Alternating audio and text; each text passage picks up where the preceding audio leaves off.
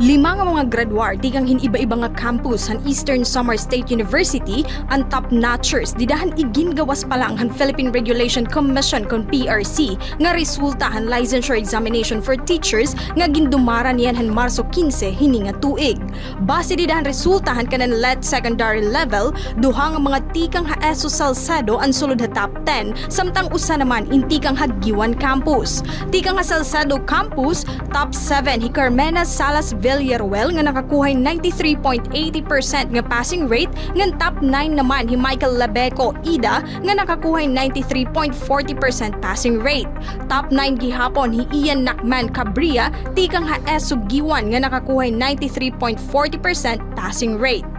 Para naman han elementary level, top 5 hi Marian Lochim tikang ha ESO Borongan nga nakakuha 93.80% passing rate.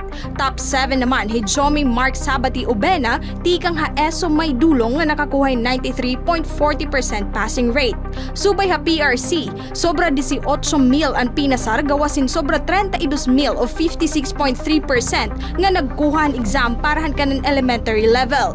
Para naman han secondary level, sobra 45,000 ang pinasar gawasin sobra 61,000 o 73.10% nga nagkuhan exam. Ginkumpirma gihapon han ESO Arteche ang malampuson nga 100% passing rate para han nasabi nga eksaminasyon. Tikang ha Syudad Borongan, Heidi Upada, Eastern Samar News Service.